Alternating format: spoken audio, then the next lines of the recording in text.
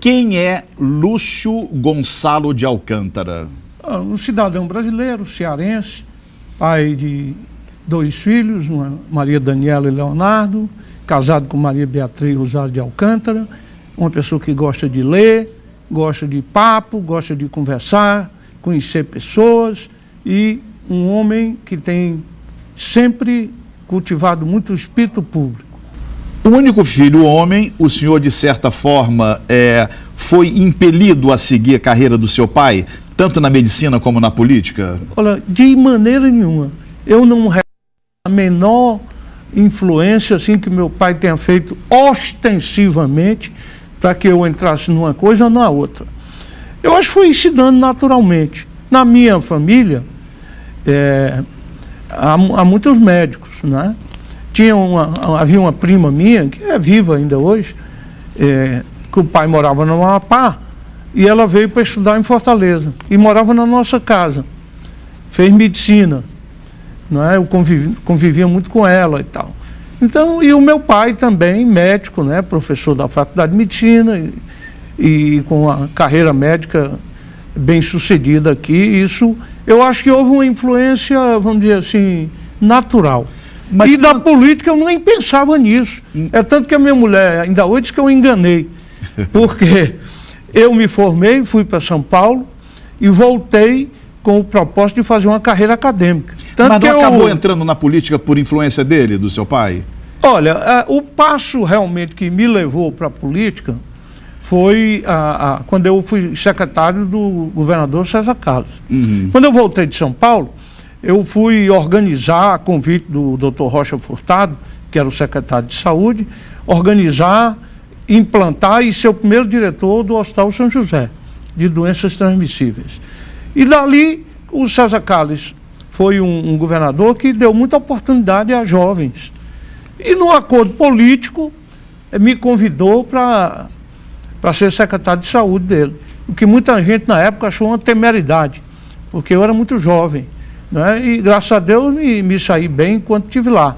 Aí eu acho que eu entrei numa linha de montagem, depois entrei num desvio, porque eu fui exonerado numa crise política. Entrou numa engrenagem que acabou não saindo mais. Exatamente. A engrenagem da política. Mas eu também, quando adolescente, e mesmo estudante na Faculdade de Medicina, participava muito vamos dizer assim, de uma micropolítica que era no município de São Gonçalo do Amarante.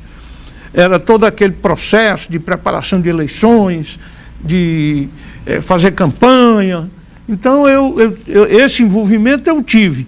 Mas não achei que isso foi suficiente para ter me conduzido à política. Embora me tenha sido muito útil, porque eu vi a política desde baixo, como é que ela se faz. Eu queria mencionar um outro episódio do seu pai, que foi um médico renomado, também foi político, foi governador do estado. Quando ele era senador pela Arena, o seu pai defendeu a legalização da maconha. Isso em plena ditadura militar. Ele era chamado, inclusive, do senador maconheiro. É verdade. O senhor também é a favor da liberação da maconha? Olha, para ser honesto com você, eu não tenho uma posição certa sobre isso, não. Eu acho que eu até disse no discurso que fiz no Senado, que ele abriu uma discussão que ainda hoje não terminou, né? Ela não está ainda, não há um consenso mínimo sobre isso. Agora, ele realmente mostrou ali que era uma pessoa que tinha atitudes conservadoras, mas tinha, vamos dizer, atitude desse tipo, porque valeu inclusive a grande imprensa e foi criticado e tal, mas ele não abriu, não recuou da posição dele. Agora, governador, o senhor que teve uma formação inegavelmente humanística, começou a sua carreira política no partido que dava sustentação à ditadura militar. Por que o senhor fez essa escolha? Por que o senhor não entrou na política no lado da oposição à ditadura? Olha, aí eu acho que o que valeu foi, vamos dizer assim, a tradição, o contexto familiar. Quando houve a extinção dos partidos políticos e uma parte do antigo PSD, a que o meu pai integrava, e que era um grande partido político, uma parte foi para o MDB, então, e outra foi para a Arena. E eu até disse também, né, a propósito desse centenário, eu nunca ouvi isso dele, mas acredito que tenha sido um dos momentos mais difíceis da vida política dele. Porque aquilo foi, de certa forma, um compromisso que ele tinha com o Vigílio Távora, que era governador, e ele era um dos fiadores da chamada União pelo Ceará, não é? E de outra forma, alguns companheiros do partido que ficaram, e ele no partido, vamos dizer assim, que deu suporte ao governo militar naquele período. E nesse período do governo militar, o senhor tinha conhecimento de que militantes da oposição eram presos, torturados e mortos no Ceará? Olha, eu sempre gostei muito de frequentar livrarias e bancas de jornal, e muito eclético também nas minhas amizades.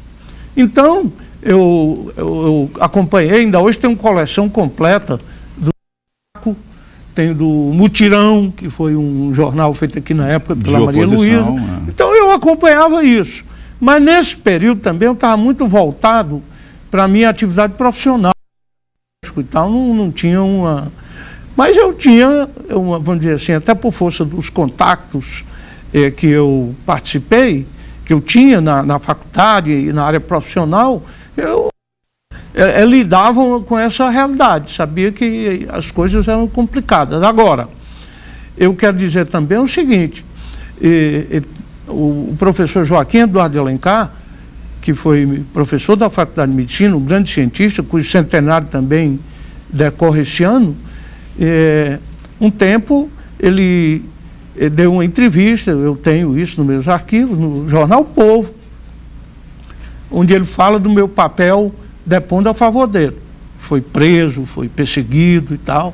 Então eu procurei ter uma conduta... Mas quando o senhor disse que o senhor tinha conhecimento de que havia coisas complicadas, o senhor está se referindo exatamente a de que tinha conhecimento de que havia tortura? Não, detalhes de que estava havendo isso, havia uma denúncia, uma coisa, mas para ser honesto com você, eu desconhecia isso. Agora, um outro episódio também que está citado no livro, esse livro que vai sair, que eu vou lhe mandar um exemplar, sobre a vida do meu pai, eu assisti, por exemplo, ele pendurado num telefone, na época ligações ainda não eram muito boas, atuando junto ao então delegado da Polícia Federal aqui, o Laudelino Freire, em defesa da Rosa da Fonseca, que foi presa aqui num debate que teve com o então ministro da Educação, Jabas Passarinho.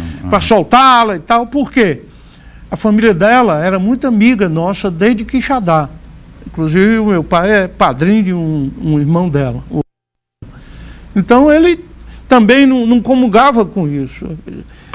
Agora, a gente sabia que havia, como atentados, etc. Enfim, era um período turbulento da vida política. Governador, com 28 anos, o senhor assume a Secretaria de Saúde no Estado, no governo César Carlos. O senhor já mencionou isso.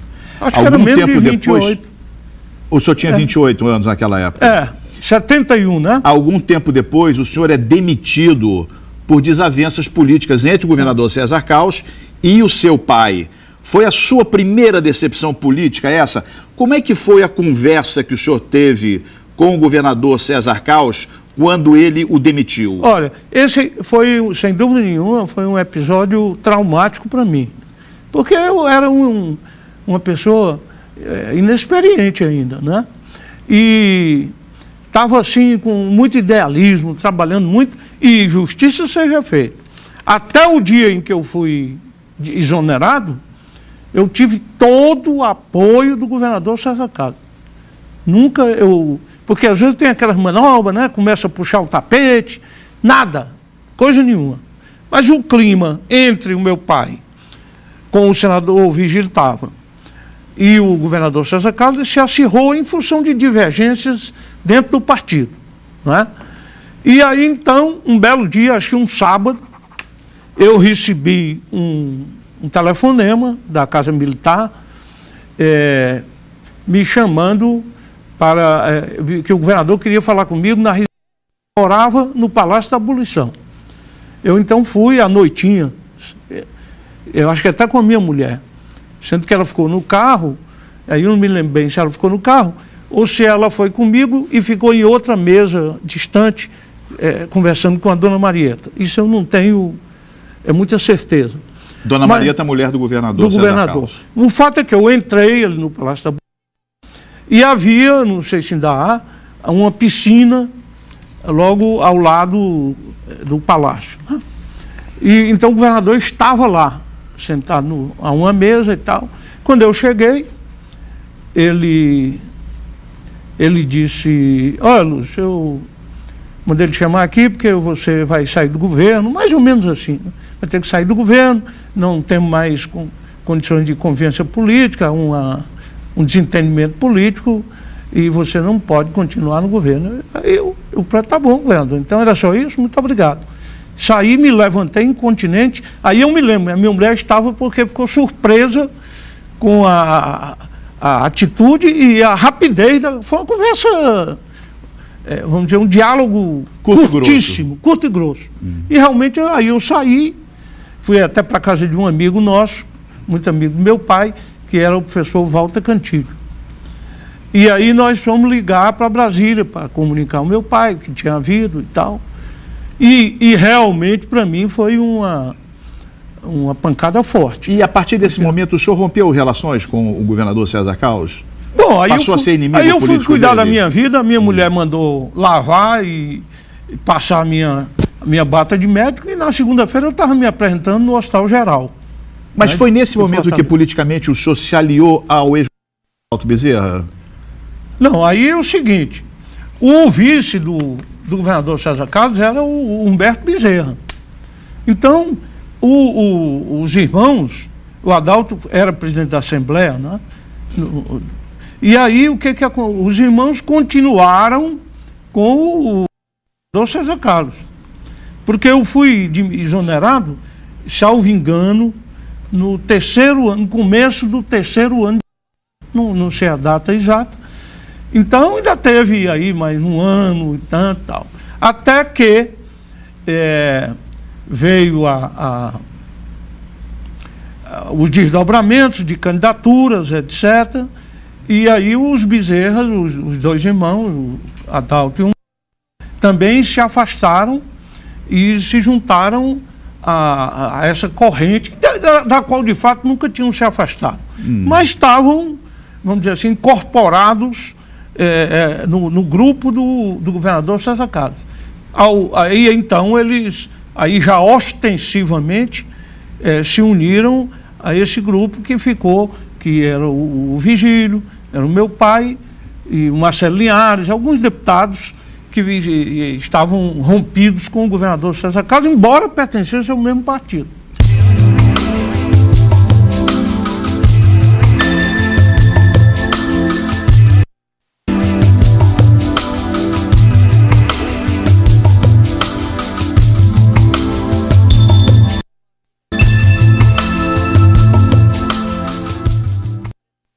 Governador, certa vez, num tom de crítica, o senhor disse que o Ceará sofria de um processo de intensa feudalização política, que há feudos políticos no Ceará.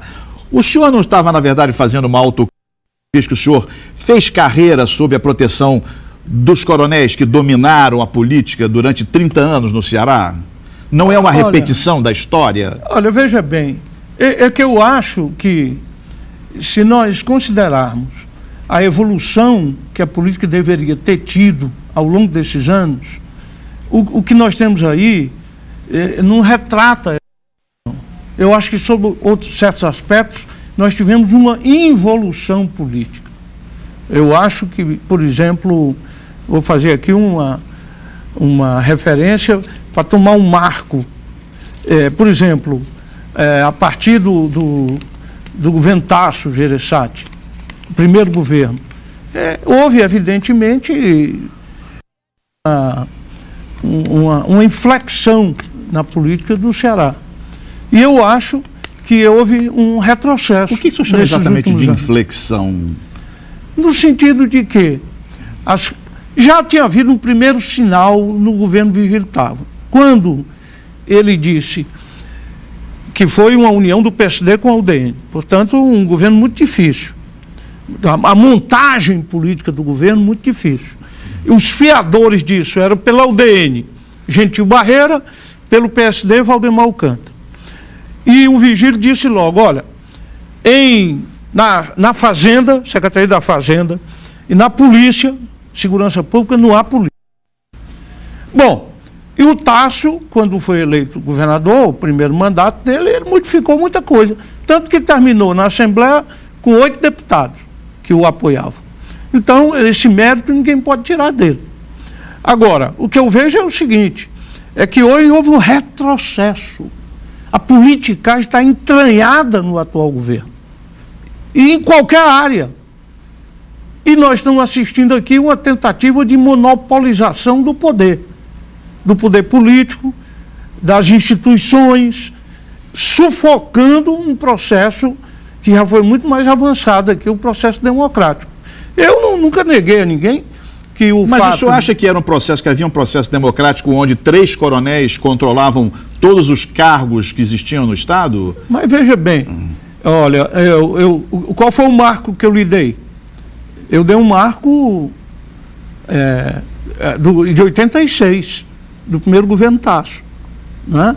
E outra coisa, sob certos aspectos, eu acho, uma aparência mais democrática que nós estamos vivendo aqui é pior do que naquele tempo, sinceramente, sob esse ponto de vista, da manipulação do poder, da sufocação das vozes que se contrapõem de alguma forma ao que está aí, ao domínio total da Assembleia, que hoje nem fiscaliza e nem legisla, porque carimba o que vem do governo e não passa um pedido de informação na Assembleia?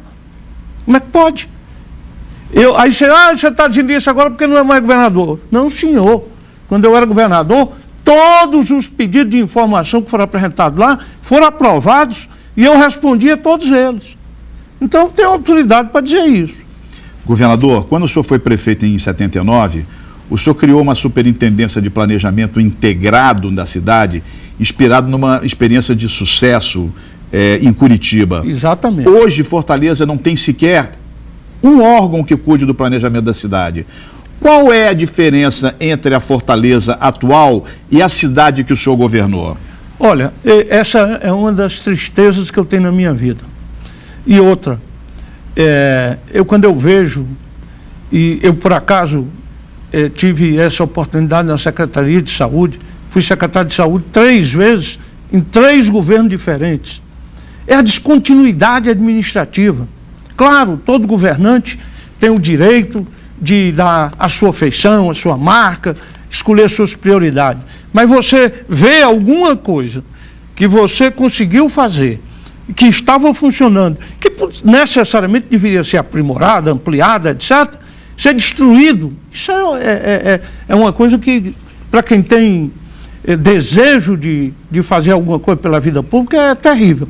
Então, essa superintendência tinha um planejamento integrado para a cidade, dialogava com as forças vivas, com o empresariado, com as forças sociais, com os arquitetos, com os urbanistas. Nós fizemos aqui, Rui, anualmente, o chamado Fórum Adolfo Herbst. Escolhíamos um tema e chamávamos todo mundo, de direita, de esquerda, de movimento social, forças armadas, o que fosse. E dali, cerca de 60% das sugestões que saíam ali, ou mais até, eram aproveitadas, transformadas em lei, em portarias, em providências, em medidas efetivas por parte da prefeitura. A grita é tão grande em relação a isso, que a prefeita, afinal, fez uma proposta e recriou ou criou um novo Instituto de Planejamento, que eu também não sei se já foi instalado, se está funcionando, porque a grande virtude dessa superintendência é que ela cuidava do orçamento e de todas as políticas públicas, urbanas, saúde, educação, assistência social, transporte, o que fosse. Em 83, o senhor é eleito deputado federal numa época em que tinha início o processo de democratização do país. O senhor era a favor da emenda que restabelecia eleições diretas para a presidência da República. O presidente general João Figueiredo fazia pressão para que a emenda das diretas não fosse aprovada. Como foi a sua conversa com o general Figueiredo sobre a votação da emenda das diretas? Olha, eu me lembro bem desse episódio, não só pela importância de que ele se reveste, mas porque eu voltava de uma viagem a Minas Gerais, na Semana Santa, que tinha levado os meus filhos e com a minha mulher para conhecermos as cidades históricas de Minas. Então chegamos em Brasília, um domingo, à tardinha, e coincidiu, foi o domingo em que matou-se o meu grande amigo, um grande escritor, o Pedro Nava. Então, por isso eu tenho, nunca esqueci. Toco o telefone do meu apartamento, aqui fala o ministro Leitão de Abreu, que era o chefe da Casa Civil, quer falar com o senhor. Pois não, eu estou aqui, é o telefone. Aí o ministro disse, deputado, era muito educado, muito formal, muito educado, muito legalista. E curioso, nós tínhamos um grupo no PDS chamado Prodiretas. E uma vez fizemos uma reunião até informal, numa chácara, e ele foi. E tinha um deputado muito brincalhão, nosso que era de Mato Grosso, Albino Coimbra. E esse deu até beijo na careca na cabeça do Leitão de Abreu. E ele levou tudo daquilo na esportiva e tal. Pois bem, aí o que aconteceu? O presidente da República, o presidente João Figueiredo, gostaria de conversar com o senhor. O senhor aceita? Claro, ministro, um convite do presidente da República, não há por que não ir, não aceitar. E aí realmente marcaram a audiência, eu fui, cheguei lá, era aquela mesa comprida, ele sentado na cabeceira, eu me sentei ao lado, e o diálogo foi curto e tenso, porque ele disse, olha, não é possível que o senhor, eu estou pedindo para o senhor não votar a favor das diretas, isso seria uma coisa muito ruim para o país, seria o caos para o país, porque foi o argumento principal dele. Isso vai terminar na eleição do Leonel Brizola e o país vai se transformar numa confusão muito grande, com revoltas, e, enfim, não há como se aceitar isso agora. Eu digo, olha, presidente, eu acho o seguinte, respeito o argumento do senhor, mas eu mantenho a minha posição, porque se o motivo é esse que o senhor está dizendo, vamos deixar, se o povo elegeu o Brizola, é o Brizola. E ele vai governar e nós vamos viver numa democracia e ver o que vai acontecer. Então, eu acho que não se justifica não votar pela eleição direta, simplesmente porque há o risco do Brizola ser eleito. Então, com todo respeito à posição do senhor, mas eu vou manter o meu voto a favor das diretas. E nesse momento, aí ele fez uma acusação, que agora eu me lembrei. Ele disse, porque isso é coisa da imprensa, sempre a imprensa. Isso é coisa da imprensa. Esse dono dessa revista aí, dessas páginas amarelas, fica fazendo isso e depois vem aqui me pedir dinheiro para comprar máquina, para isso, para aquilo. Então isso é a imprensa que faz isso. Mas aí já me despedindo, mas ele encerrou. Ele não engrossou a conversa? Não, mas ele falava num tom, vamos dizer assim, não era ameno, não. Falava com aquela forma enfática, né? Também não vou dizer que ele foi grosseiro, mas foi enfático e não houve circunlóquio. A conversa foi direta, o tema foi esse, durou pouco tempo. Isso que eu estou dizendo é o que ele falou e o que eu respondi. Por quê?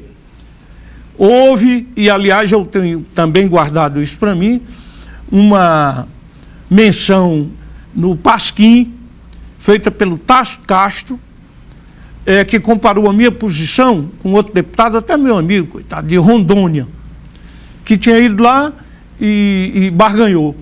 Ganhou uma ponte lá para o município dele e tal, e recuou do voto direto. E ele disse, esse não saiu com ponte, mas saiu com dignidade. O general Figueiredo não chegou a lhe propor nada nesse sentido? Nada. A conversa foi essa, e eu também me limitei a responder. Algum tempo depois, governador, a emenda das diretas é rejeitada pelo Congresso Nacional. O senhor sai candidato à Prefeitura de Fortaleza por uma coligação que representava o que havia de mais atrasado na política naquela época. Não é um comportamento dúbio o senhor caminhar com a oposição à ditadura no âmbito federal e ser candidato em Fortaleza apoiado pelo grupo que dava sustentação à ditadura? Ora, veja bem, eu pertencia a um partido político. Nessa época já era o PFL, salvo engano, não é? E que tinha sido justamente a Frente Liberal, que foi criada para viabilizar a abertura política. Quando Aureliano Chaves liderou aquele movimento e foi feito... Mas que, na verdade, era composta por políticos oriundos da Arena mas já era uma, vamos dizer assim, uma abertura política e um processo de renovação. E, então, o que ocorreu? Que eu fui concorrer aqui à prefeitura por uma, vamos dizer assim, eu nem pretendia, porque eu tinha sido prefeito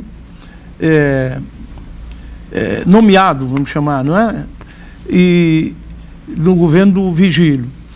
Prefeito biônico, que se dizia na época. Biônico. E o que ocorreu? É que aquela era a primeira eleição da redemocratização. Era claro, eu considerava que a minha chance era muito pequena, porque eu ia ser identificado como um representante dessas forças que estiveram no poder, etc. Mesmo assim, eu achei que a minha votação foi surpreendente. Por quê? A minha diferença para o Paz de Andrade, que foi o segundo, e do Paz para Maria Luísa foram diferenças relativamente pequenas.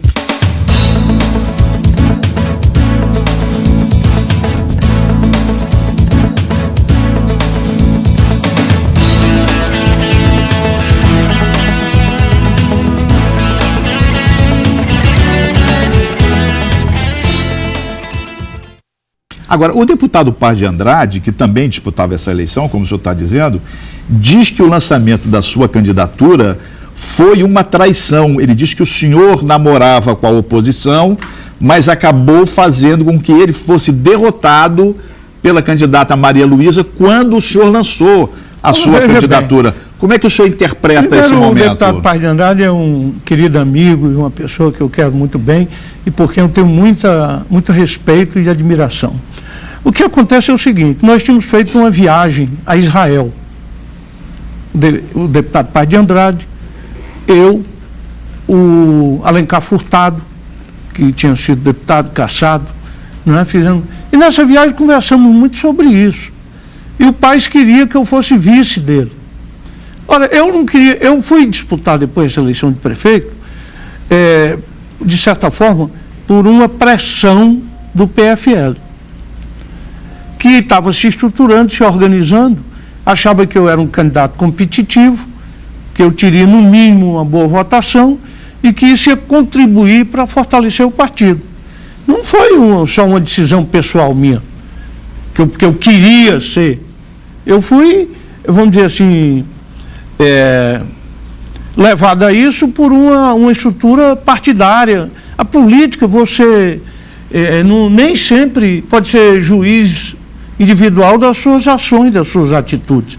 Isso é uma teia em que você está integrado, de certa forma você está interligado com esses interesses políticos partidários. Há uma versão também, governador, de que o senador Virgílio Távora teria mandado descarregar os votos dos seus eleitores na Maria Luísa para impedir a vitória de Paz de Andrade. O que há de verdade nessa história? É a primeira vez que eu estou ouvindo isso. Eu não sei o senhor nunca ouviu falar nisso? Eu não sei em que baú você foi buscar. O senhor nunca ouviu falar nisso? Não, nunca ouvi. Nunca ouvi. Outra coisa, o Paz não pode dizer isso pelo seguinte, eu tinha esquecido, é tanta coisa que nós tínhamos que fazer um programa de 3 horas. Porque eu fui chamado por aquele movimento do SIC, uma reunião lá no Hotel Esplanada, Tasso Gereissati, Assir Machado, mas me chamaram para eu ser o candidato apoiado por eles. Olha aí, era força de renovação, era um movimento novo na política do Ceará. Quem é que eles foram buscar? Foi a mim. Depois terminaram, eu não aceitei. Esse convite ao senhor? Foi o próprio Tasso que ele fez esse convite? Eu já não me lembro bem. Do SIC naquela época? Já não me lembro bem, mas era um... O Tasso era presidente do SIC naquela época? Eu acho que era o presidente. Eram vários desses jovens empresários que me ofereceram, me convidaram para isso. Eu não aceitei porque eu realmente não estava pensando, não estava querendo ser candidato. Até pela razão que eu acabei de lhe dizer. Mas eu fui porque era uma questão de marcar o partido, que era um partido novo, que ainda não tinha disputado nenhuma eleição. Então eu terminei indo. E o Paz achou que eu não fui correto com ele. Governador, mas eu acho que ele já esqueceu isso aí, já mudou essa opinião. Governador, o senhor foi deputado constituinte. Qual foi o momento mais importante que o senhor lembra ter vivido nessa época, como deputado constituinte? Olha, assim, um momento isolado, eu tirei dificuldade em lhe dizer. Mas uma das votações mais tensas que houve foi a da reforma agrária, né?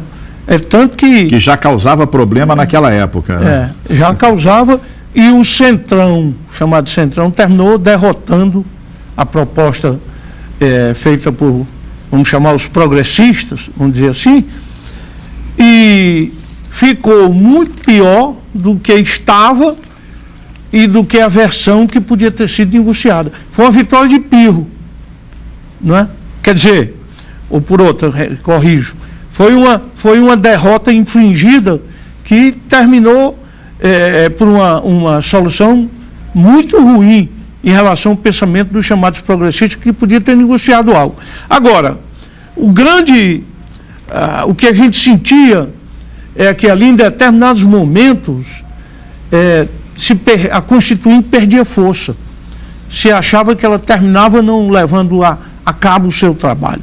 E aí nós temos que fazer uma referência ao Ulisses Guimarães. Ele foi realmente um titã, um gigante nessa coisa.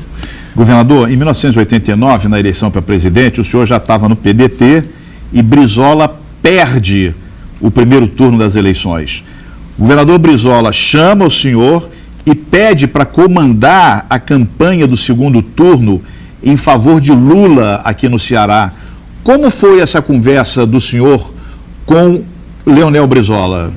Olha, o governador me telefonou, ligou para mim e pediu: Lúcio, eu queria que o comício de encerramento, nós queremos fazer um comício de encerramento grande aí em Fortaleza, para o Lula. Eu queria que você tomasse a frente, ajudasse tudo. Pois não, governador, vamos fazer. O senhor está pedindo, vamos fazer. Nesse momento, o senhor se sentiu confortável? Não havia nenhuma desconfiança do pessoal do PT com relação a esse seu trabalho? Eu acho que devia haver. Mas as pessoas os principais interlocutores que eu tive foi o João Alfredo, o vereador João Alfredo, do PSOL, o Geraldo Ascioli, secretário hoje da prefeitura. Eu me lembro muito bem que o meu contato principal foi com esse aí. E o meu papel era procurar dar estrutura ao comício. E se lembre que nessa época o Lula era visto como um terror. Não era o Lulinha paz e amor de hoje, não.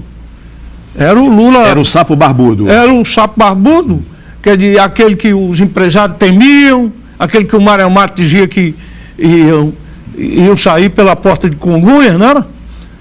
E se o Lula fosse eleito. E então eu fui arranjar, com a confiança que as pessoas tinham em mim, arranjar gerador elétrico, para no caso de falta energia, que era uma hipótese, arranjar ônibus, botar palanque, estrutura, etc. E, evidentemente, envolver os meus amigos que me seguiram. Eu me lembro bem quando eu desci no aeroporto aqui para fazer para vir para tomar essas providências, uma vez, um dos que estavam me esperando, me aguardando no aeroporto, era o João Alfredo. E ali foi quando nós fizemos aquela primeira L ali do Lula, que deve estar numa fotografia dessa de jornal aí.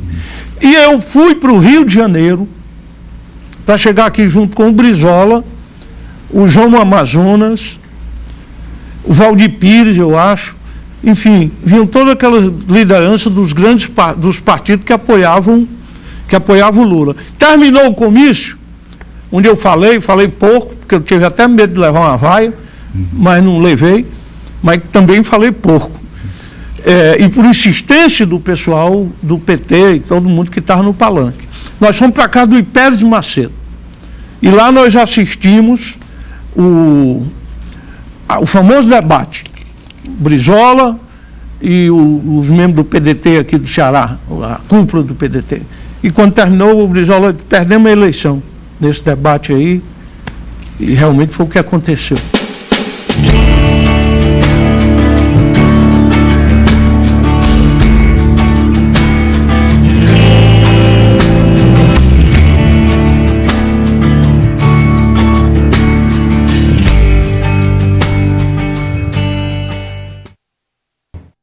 Em 2006, o senhor era governador do Ceará e pretendia se reeleger. Teve uma oposição ferrenha feita pelo ex-governador Tasso Gereissati. Há um encontro em Brasília entre o senhor, Tasso Gereissati e Ciro Gomes. Como foi essa conversa que determinou o seu rompimento com o ex-governador Tasso Gereissati? Bom, o que aconteceu foi o seguinte: faltando 24 horas praticamente, 2 dias antes, o senador Tasso me telefonou e tal, e marcamos um encontro em Brasília. Encontro esse que foi no apartamento dele, e que se deu na véspera do prazo fatal para renunciar ao governo se eu quisesse ser candidato a alguma coisa. O encontro foi num dia por volta de 4 horas da tarde, uma coisa assim, 3h30, e eu teria até o dia seguinte, até meia-noite, para renunciar. Isso depois de eu ter dito várias vezes, pessoalmente, e pela imprensa, e por interlocutores que tinham diálogo com ele, comigo, que eu não pretendia renunciar ao governo. Ou seria candidato à reeleição, ou concluiria o meu mandato até o fim. E falava isso com toda honestidade. Não tinha propósito de voltar ao Senado. Pelo menos naquele momento eu não tinha. Bom, então eu fui para Brasília, cheguei, fui ao apartamento dele, era ele, o Ciro e eu. Então me foi feita a seguinte proposta: eu renunciava ao governo e seria candidato ao Senado. E o candidato a governador seria o atual governador, Ciro Gomes, com o compromisso de apoiar a candidatura de Geraldo Alckmin. Agora veja bem, o Ciro, que estava na reunião, havia deixado o ministério do Lula às 9 horas da manhã. Então, a proposta era que ele, ex-ministro, ou ministro até 9 horas da manhã, do Lula, às 4 da tarde, apoiasse o Geraldo Alckmin. Eu então contra o Lula. Contra o Lula. Eu então disse: olha, eu realmente não tenho nada contra o Cid, se ele quer ser o candidato e tal, mas eu não aceito, não quero ser candidato ao Senado. Não sou candidato ao Senado e vou permanecer no governo. O PSDB apresenta o candidato, eu vou apoiar, mas eu não vou me desincompatibilizar, porque eu não quero, como aliás já disse reiteradas vezes, e nem me preparei para deixar o governo, porque eu vi aquilo como uma humilhação.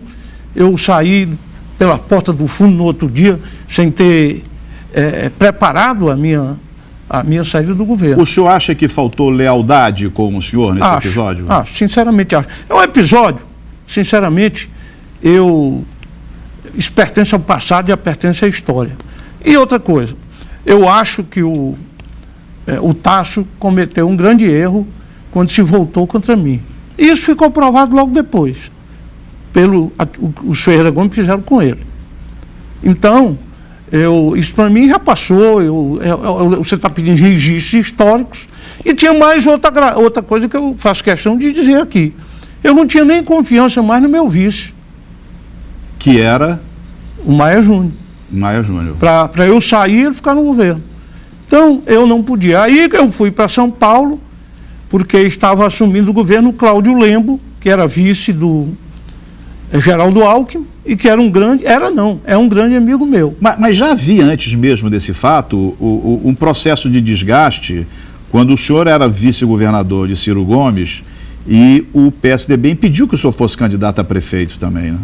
Exato, mas esse eu absorvi, não achei, porque eu era do PDT, né? E todas as pesquisas me davam como o candidato com grande chance. O Ciro me dizia que era o Tasso que não queria. O Tasso me dizia que era o Ciro que não queria. Eu acho que os dois não queriam. O senhor perde a eleição e ainda como vice de Ciro Gomes, as relações já não eram boas por causa da eleição. Um dia, na ausência do governador, que tinha viajado e se recusava sistematicamente a passar o governo para o senhor decide entrar no gabinete do governador, assumir o governo na marra e governar. Como é que foi esse episódio? Bom, realmente, antes da eleição,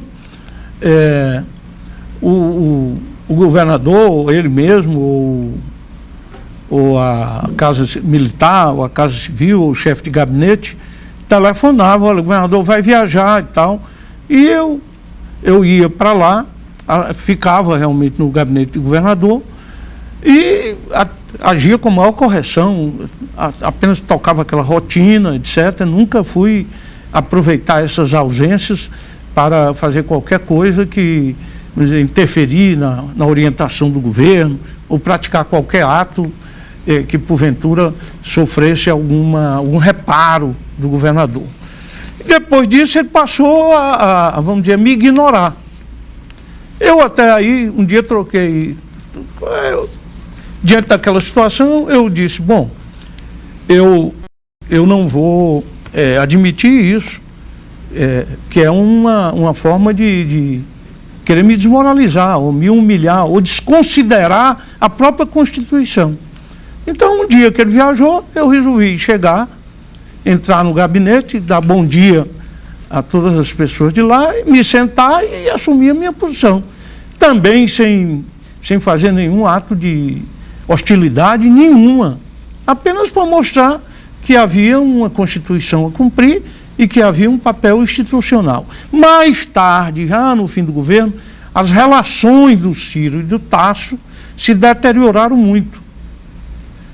E eu cumpri um papel de reaproximação dos dois, fazendo uma interlocução. Inclusive, me lembro um dia que o Ciro foi à minha casa, muito angustiado com isso, porque não compreendia aquela situação, e teve a minha solidariedade. Não, fique tranquilo e tal, que vamos ver como nós vamos contornar isso. Mas disse assim, também foi outra coisa, se você sair do governo, se desincompatibilizar, eu vou assumir o governo. Não pretendo ser candidato a nada. Vou assumir, completar o tempo de governo e pronto, vamos ver o que vai acontecer depois. Então, a história foi essa aí que eu estou lhe contando. Bom, mas só para terminar, voltando àquele episódio. Quando eu voltei de São Paulo para cá, já à noite, portanto, sem me desincompatibilizar, era um sábado, cheguei aqui no sábado, já de madrugada. Na segunda-feira, o Tasso promoveu aquela reunião que rompeu comigo. Então não fui eu que rompi com ele, foi ele que rompeu comigo. O ex-governador Ciro Gomes, numa entrevista que deu há pouco tempo para esse mesmo programa, disse que o senhor foi um dos responsáveis por uma falsa acusação de corrupção contra ele e que por isso está processando o senhor. Qual é a sua versão sobre esse episódio? Olha, que ele está processando é verdade. Agora, a acusação não é minha, é da revista Veja, que publicou um farto material incriminando como na sua gestão de recursos no Ministério. Então, o que eu fiz? Apenas foi reproduzir aquilo que a revista Veja disse. E mas segundo ele diz, mais um minuto. A matéria da Veja foi uma articulação de um grupo do qual o senhor fazia parte para comprometê-lo. Eu conheço o Ceará, eu não tenho dinheiro, eu não tenho posição, eu não tenho prestígio nem no governo, em nenhum nível de governo.